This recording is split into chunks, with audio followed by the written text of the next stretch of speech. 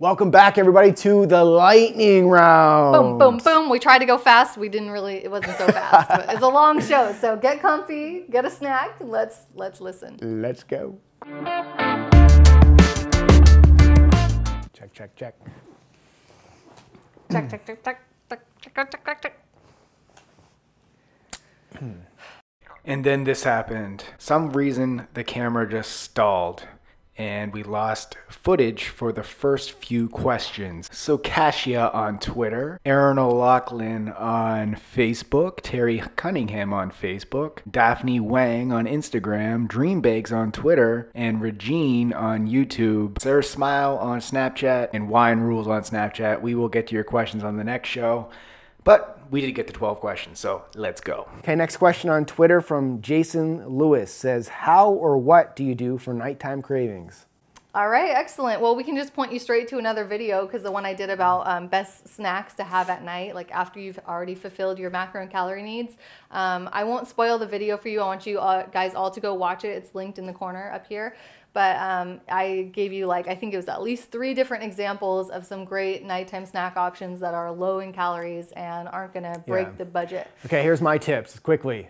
Stop watching TV, read a book instead. Yes. Number 2, a green tea or herbal tea, Don't give away the video. sort of warm tea. Number 3, a scoop of almond butter. That's what I do. Done. Next brush question. your teeth too. That's tip number 4. After dinner, don't just sit there. Go brush your teeth, get ready for bed. You brush your teeth. Okay. So Velo Kitchen says, hi Brad and Jess, I followed you for a long time now, but more recently I've not missed a video. Thanks for all the great advice. I heard brushing your teeth after food this is, did we even plan ironic. this? Brushing your teeth after food helps with the sweet craving after a meal. When I'm at work, I tend to substitute this with sugar-free chewing gum. Good or bad? Is it better to ride out the cravings? Isn't it ironic? Don't you think? That was incredibly ironic that we just it's like talked about that. Okay. Okay, enough karaoke. Let's answer this girl's question. I say go for the chewing gum. I have absolutely no problem with you doing that as long as you're not like chain chewing gum all day freaking long. You know, I can't stand when people are having like 10 pieces of gum per day. I think that's too much. Yeah. But if you're having 1 piece of gum per day, I don't see any issue there. Yeah, no, I'm cool with that too. Yeah. And the brushing your teeth thing. It's legit. It works. Take your toothbrush with you to work. There's honestly no problem with doing that. Like you can brush your teeth in a public restroom if you have to. And if you're at work, get busy. Actually work. Put your head down and get the work done. That's why you're getting paid by your employee. Exactly. And also you could have a cup of hot tea. You could have a big glass of water. Yeah, it's just like what we just said on the last video. But I'm completely fine with you having 1 piece of gum a day. Sugar-free gum is what I would recommend. And I know it's not with the best ideal artificial sweeteners in it, but we can kind of overlook that when it's the tiny amount that you're consuming with 1 piece of gum. So Wild and Happy says, I was just wondering, what shoes would you recommend for lifting? I was looking into actual lifting shoes, but I rarely have just lifting days, and I think the shoes are quite horrible, so I don't know if they're worth the money. I usually finish my workouts with calisthenic-inspired moves. I like to play around in the gym and try new stuff, so heavy shoes might not be good for that. I read it is not good to lift with normal training shoes just because they don't have proper heel for squats. I was also thinking of getting CrossFit shoes and maybe add some plates for that extra heel if needed in squats. I was looking into getting Reebok shoes, Nanos. Do you think those are suitable? My training is usually in circuit format. All right, I love this question. Yeah. I could talk about. Really? I feel like giving you my phone number so we could just like talk sneakers because it sounds like you know what you're talking about and it's great. But we got to be quick here on the show because we're running over. So I would say. Yeah, like the lifter shoes, like I have them, but if you're not really serious about it, I wear them for squats and deadlifts, and then I take them off and do the rest of my workouts. So it's a little bit more intense, a little more. So I wouldn't go that route. I would say go with the trainer. So there's a difference between running shoes and training shoes. So maybe I think you're getting confused with training shoes and running shoes. Running shoes are out. Like running shoes are for running.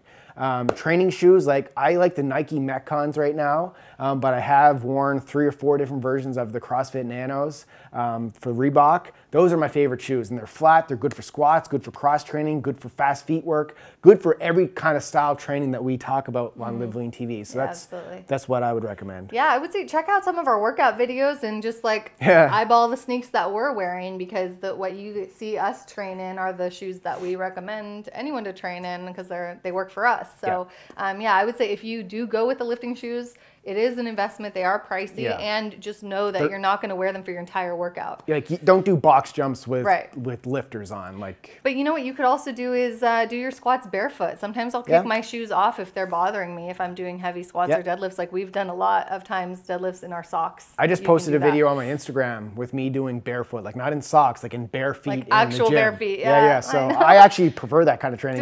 I feel did you actually forget your shoes? I feel very granted. I think he might have not had socks. I think he showed up to the gym in flip-flops and then just had no choice. So. All right, next question on Instagram from no name. Okay, so a huge fan from the UK, 37 and mom of 4 children under 10. Yikes.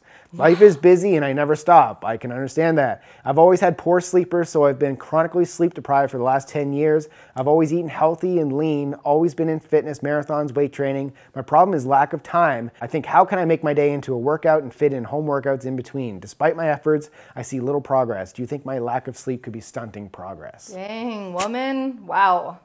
Impressive. 4 kids. Yeah. We got 1 and we know the pain.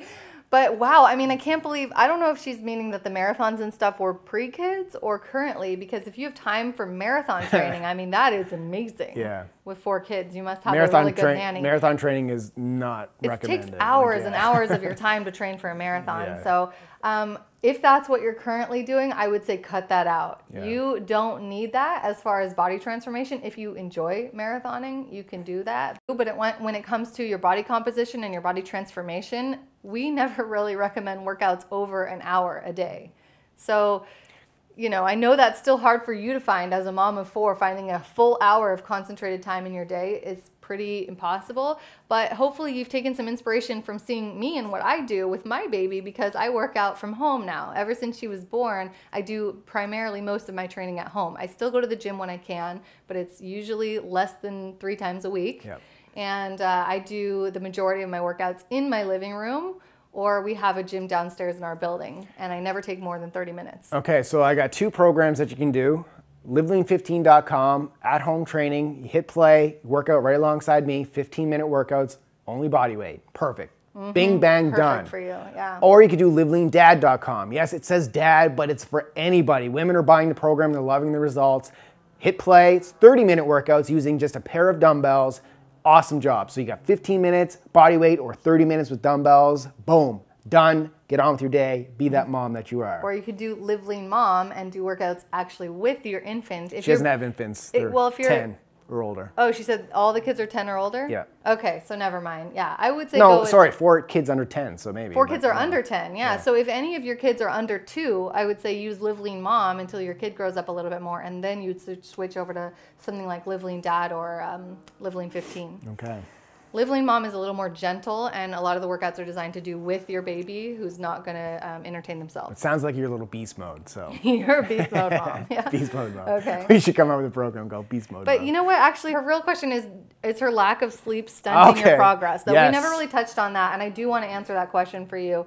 Lack of sleep is never a good thing for your health or your fitness. So I would say it's hard. I know it's really hard as a parent to get good sleep, but I would say make it a priority. And like the couple of things he mentioned, like turn off the TV, read a book at night, like, read a book to all of your kids at the same time. It sounds like the kids is what's keeping her up. Yeah, I know, but there are still things you can do to better your own sleep habits, because I know we're all a little bit guilty of this, of being online too late at night, watching too much TV at night. So there's some things you can do, but we'd have to kind of know more about your situation to help you with that. But sleep is essential for gains. This is Mimi Smile says, hi Brad and Jess, you guys are awesome. This question for Brad. I was watching an older video for post-workout shake recipe, which is for reels. Absolutely delicious. By the way, a random thought came to me. I totally remember you having a man bun at some point, but I don't recall ever seeing you with a beard. Have you ever grown a full beard? Just curious. I love that. You did a November. Yeah, I did a November one. Like I keep the 6 o'clock shadow right now. I shaved today, so it's not as much. But there's a video like back in November, I think 2014, where I grow out my beard for a full month. And I mean, I'm not a hairy guy by any stretch, so it's kind of patchy. Yeah, go check that out. But yeah, I had the man bun there for a while, but that was a phase. That was a phase. And that phase has come and gone. And this whole November that he was growing that beard, I was in New York and he was in Toronto. We didn't see each other for a full 4 weeks. So I didn't love the beard, but at least I didn't have to touch it because I was somewhere else. Jessica's very anti-beard. I do not like facial hair so much. It scratches me. Okay. I'm sure you ladies agree. Next question, Snapchat. Over the last 10 months, I have lost 25 kilograms. I have you guys to thank for the last 15, so thank you. I'm now down to 19% body fat, feeling great. I'm feeling a bit lost as to where to go from here. I don't have access to a gym. I'm doing plyometric HIIT workouts from home. I'm doing more and more intense and longer HIIT workouts 5 to 6 days a week. I want to keep progressing, but a bit worried I might be doing too much stress in my body. Where should I go from here?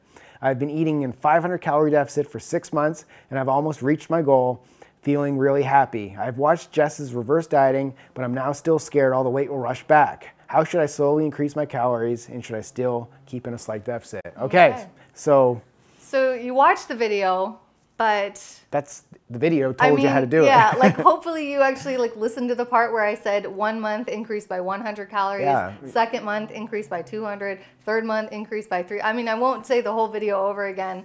But yeah, the video does explain how to. So go check out the video again, rewatch it, follow what she says. And then when it comes to the workouts, so it sounds like you're getting bored because you're not following an actual workout program. I know we sound like a broken record here, but when you get on a program, you pull it up on your phone, you're like, okay, this is what I'm doing today. All the guesswork's out of it. You just execute, you go. The next day, what am I doing today? Execute, go. So, and how do you know that you're not overdoing it? It's because the program has built-in rest days to tell you exactly when you should rest, and it also has a built-in number of exercises to tell you how much volume is appropriate.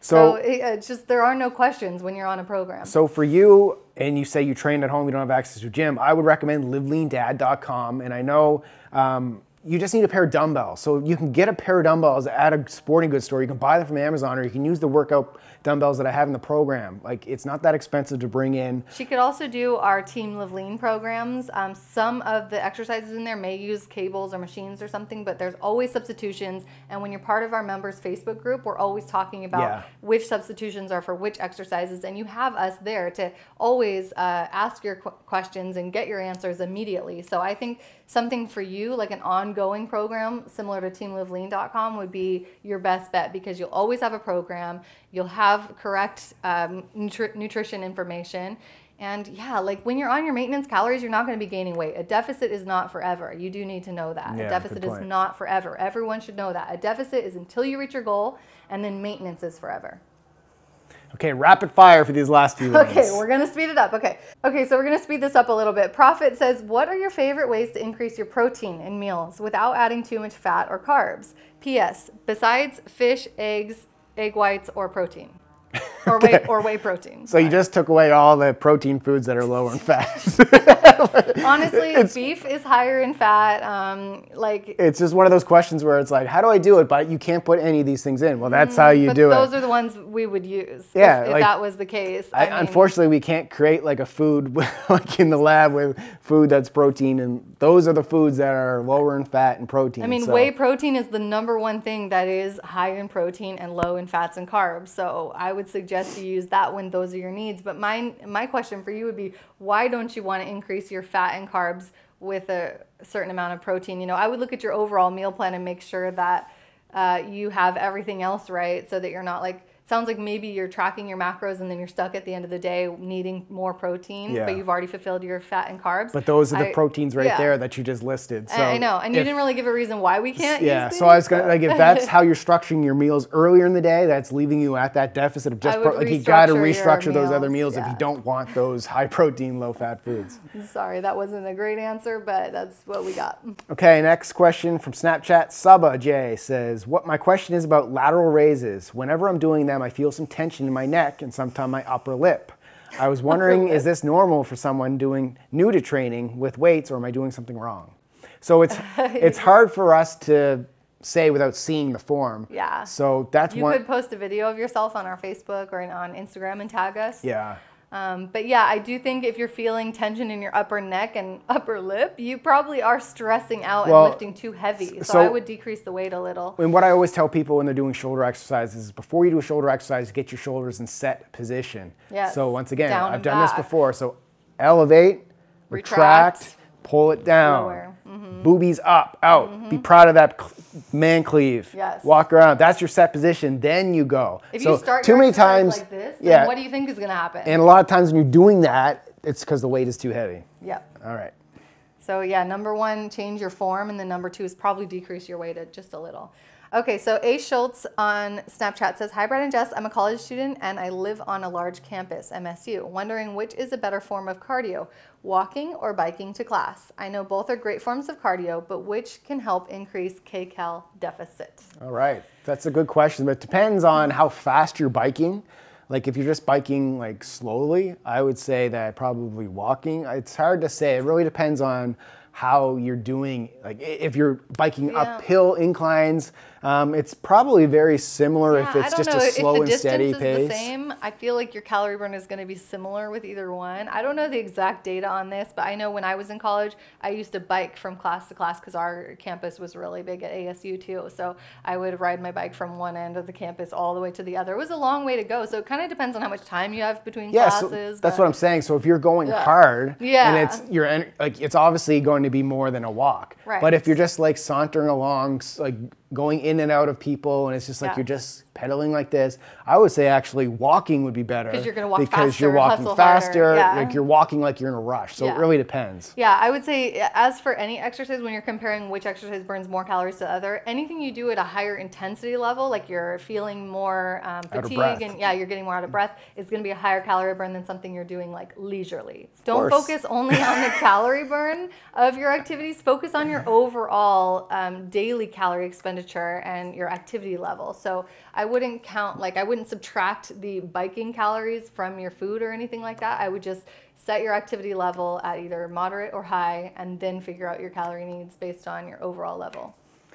All right, Snapchat Isan Varia says, "Hi, my name is Isan and I just wanted to ask, what are the best foods you would recommend for chest bodybuilding? Also, what is the best way to stop night eating?" All right, so we talked about night eating. Yeah. That's good. So what about building your muscles in your chest? I think like dumbbell exercises are great for building the size of your chest. Barbell exercises are great for building the strength, but it sounds like you're looking for hypertrophy size. So I would do a lot of like cable flies, stuff like that, dumbbell presses, dumbbell flies. Yeah. Focus on the presses first. And then focus on the flies and stuff next. So the compound lifts. So also dips could be really great for building your chest. Dips are great chest exercise, done the right way. So what I'm going to tell you is go over to our other YouTube channel, LiveLeanTV Daily Exercises. We have playlists on there. You can pick chest, playlist, cables. You can pick chest, dumbbells. Check out the chest, find the exercises, follow them. Yeah, but regardless of which exercise you're using, create that mind to muscle connection. So whenever you're working out your chest, make sure that you're focused on the chest muscles and that they're actually contracting. Okay, so Rebecca Sword says, "I love the channel, currently struggling with losing weight. 5'4", around 185 pounds, would like to lose 50 pounds. I've been working out 5 to 6 times a week since Christmas and have seen little results. Trying to focus more on nutrition, but definitely need help with this. I get about 2 to 3 liters of water, try to eat healthy, but still getting nowhere. P.S. Your coconut oil coffee has changed my life." All right. The workouts are a combination of cardio, HIIT, and weights, just so you know. All right, awesome. All right. So it sounds like you're doing everything right. So you said you started in Christmas, so you've given it 4 months, so you should be seeing some results at this point. First thing I thought when I read that was nutrition. Yeah. So you could be eating healthy foods, you could be doing what you're doing. How many calories are you taking? Right. How many calories are you burning? Right. If you can't tell me that, then you haven't dialed it quite in yet, and that's probably what the issue is. Absolutely. You could still be eating healthy foods, but the portion sizes are too much. Right. You're in a calorie surplus, even with the working out. Yeah. You got to bring it back down again. So we need to know that information. Perfect answer. So that's it right there. You got to dial it in with your nutrition, find out exactly how much you should be having. But I just do want to say, like, good job, like, on everything you just mentioned there. And the consistency of 4 months is not 4 months is good. Amazing. Like, if you would have said I've been doing this for 2 weeks, I would have had to like come into the camera and be like, "What do you mean? Like, you said you watched our stuff." With patience.